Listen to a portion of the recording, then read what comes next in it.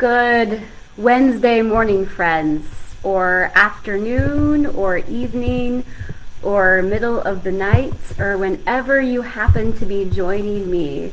For those I don't know, I'm Reverend Jennifer Finley, our Momentum and Discipleship Pastor here at First United Methodist Church, and this is our weekly time to pause together, to take a deep breath in the middle of the week, and to ask ourselves where we're sensing God's movement in the world and in ourselves. This looks a little bit different this week. I'm going live from a different device, and hopefully that will help our sound issues from the last couple of weeks. So if I look a little bit unsure of what I'm doing, I'm getting used to doing this again from my computer. But it is good to be gathered this morning in this way, whether you are joining live or whether you are joining in at another time. It is good to be gathered together, at least here in Kirksville. It is a rainy day. I know many of us were woken up by a storm last night. So whether you are well rested this morning or still drinking your coffee as I am, know that I am glad that we are gathering in this way. And this is the time when we ask a question we've been asking in some way, shape, or form together for over 2 years now, and it's a good one. It's one that shapes our faith together. Where are we seeing and sensing God at work in ourselves and in the world? Where are we catching the movement of the Holy Spirit? I'm sitting here staring into our sanctuary that is prepped and ready to go for Pentecost Sunday. So it's a lovely way to think about how is God moving? And for me, the answer to that question in these few weeks as we head into summer is actually taking me back into history. Some of my own family history. Some of you know that a few weeks ago I traveled with my parents on a family vacation, traveling in the footsteps of my grandparents as they had moved around the state of Missouri. That also took me back into some history of the people called Methodists in Missouri and elsewhere. And so I thought I would share a little bit of that. Those of you who know me well know I'm a history nerd in lots of ways, and I love being able to share a few of these stories with you. Because when we look back, sometimes we catch the movement of God in ways that help us look forward to the future as well. So some of you might know that Methodism has a long history of coming together and splitting apart and coming back together. Methodism began as a renewal movement in the Church of England and developed in the United States as a group that merged off of that, split off of that.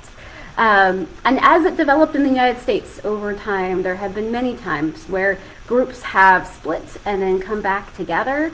And of course, many of us know that that was true in the 1840s, as all of society wrestled with what it means to have slavery as part of our history.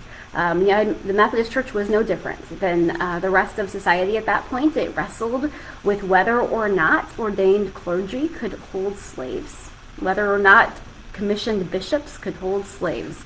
And eventually the church split over that question, and we ended up with the Methodist Episcopal Church, that was what it was called in the United States, and the Methodist Episcopal Church South.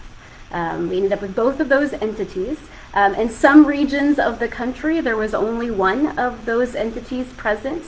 In other places like Missouri, we had a much more complicated history where many towns, much like Kirksville, had both for a long season.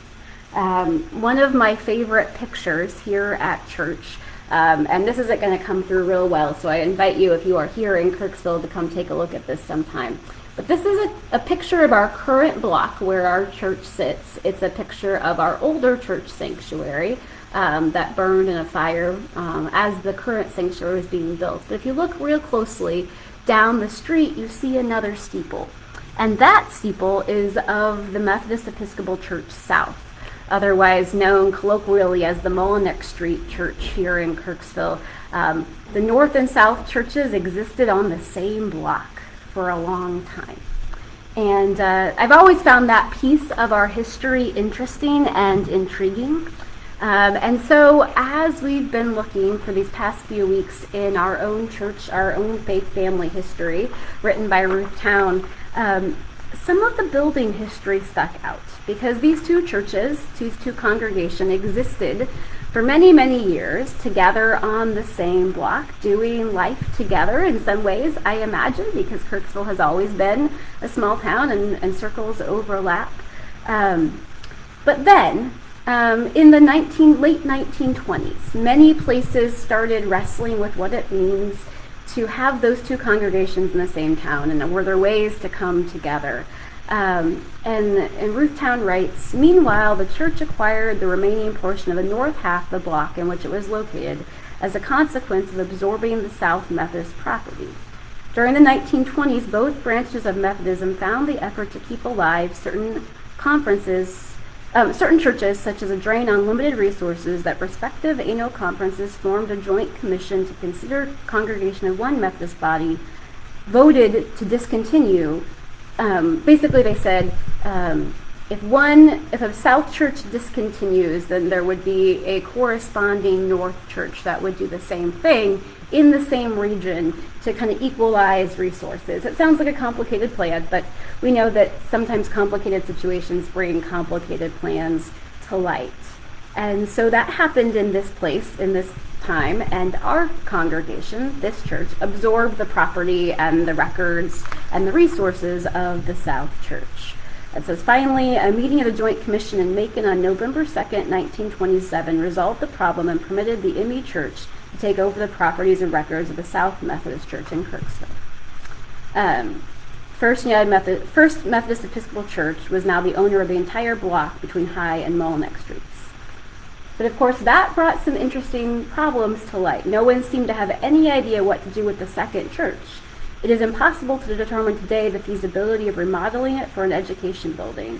The possibility was not considered for an obvious reason. A church already in debt and running behind each year could not afford the heavy costs. And so they had two buildings. What do they do with them? And eventually they voted to tear down the old church property. But intervening in that time was the Great Depression. And so plans for renovation were put on hold.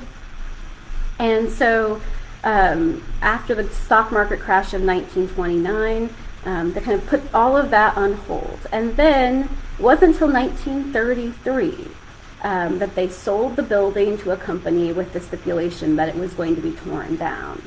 The contract reserved the first church the bell, the stained glass window, and the cornerstone and the furniture from that building. The contract specified that Daniels and Dodsworth use the bricks to fill in the basement of the old structure.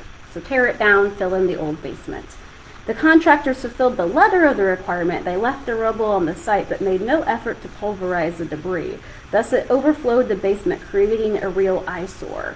Boys from the Kirksville Senior High School across Mullinex Street clambered over the pile of rubble, kicking and throwing the pieces of brick and metal so that the entire quarter block resembled a miniature city dump. That's Ruth Town's editorial comment, I think. Finally, a leading churchwoman, Miss Margaret Schumann, prevailed upon the official board to authorize the hauling of dirt to cover the site. She accepted chairmanship of a committee which landscaped the corner lot to form an outdoor chapel. The committee planted grass, set out rows of poplar trees on 3 sides, and constructed a stone wall along the 4th side. That would have been just outside the door where I'm sitting now. Now, that would be the ending of this story, you would think. But fast forward from the 1930s to the 1950s. The Great Depression has ended. There's the boom. There are more resources, and the church was growing and needed more space than was currently available in the sanctuary. And so in the spring of 1950, the board selected a building committee to begin serious planning for a new sanctuary. And they held groundbreaking for that building, our current sanctuary, in 1953. And the next morning after that, they began moving equipment in on the site. And it says much preliminary work had to be done because excavation quickly ran into the debris-filled basement of the old South Church. So that's just a sentence, one line, and a much longer history. But goodness, it's caught my attention. Much preliminary work had to be done because excavation quickly ran into the debris-filled basement of the old South Church. And it's gotten me to thinking, how often do we do that? How often do we create We let our history fill in the rubble. We don't necessarily deal with it. And then at some point when the future comes in and it's time to do something new, we run into the rubble. I think we do that physically, of course, in stories like this, but I wonder how often we do it in our personal lives, in our spiritual lives, where suddenly something new is arising, but before it can arise, we have to deal with the rubble that is underneath it. That's caught my attention because I wonder how God is moving in your own life right now, how God is moving in my life, how God is moving in our world when we unearth the rubble of old things and have to address that before we can build the top of it anew. Now that's one story of the 1930s and the 1950s in Methodism. Another one I wanted to briefly share was of another church in Missouri, Licking United Methodist Church. Those who might have followed my own trip on Facebook know that is one of the churches my grandfather served as pastor and one that my family visited a few weeks ago.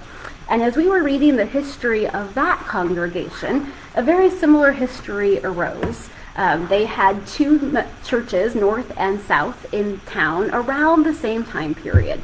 And around the same time period, they were wrestling with what would happen if they were to merge those two congregations. And their history says the Methodist Episcopal Church of Licking dates back to 1840, but its organization came after the Civil War. And then in 1930, the Methodist Church South, Licking, and the Methodist Church North, Licking united. In the spring of 1936, a building committee was appointed with the full power to act in remodeling the two buildings. They decided to move the former Methodist Church South building and place it back of the Methodist Church North building, forming a T. Friends, they actually physically moved one building, put them together to create a new building. And if I hadn't known that history when I was looking at the building, I would have assumed it was one seamless building. You couldn't tell from the outside unless you were looking really closely that in the 1930s they had put two physical buildings together. And that story also caught my attention and also fascinated me because there's an approach there. Now I wonder that at the time, it wasn't seamless, of course. Pulling two congregations together would never have been entirely easy or seamless. And I imagine if you were inside the building and you knew what you were looking for, we were on the outside, but if you were on the inside and you knew what you were looking for, you could probably see the seams where those two buildings had been knitted together.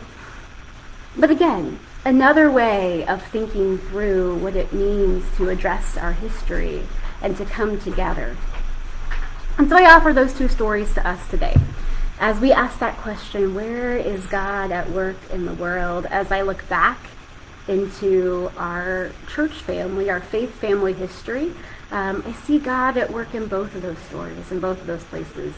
And as I look ahead to the future of my own faith story, and perhaps yours, I'm wondering, what is your work to do right now? Where are there places where you're gently uncovering the rubble of old things and wanting new things to arise from that? And perhaps where are you called, where are we called to bring things together that once had been pulled apart? And so friends, wherever you happen to be today, know that God is at work in all of those ways, in all of those places. God is at work in our long past history. God is at work in the present moment, and God will be at work in the future.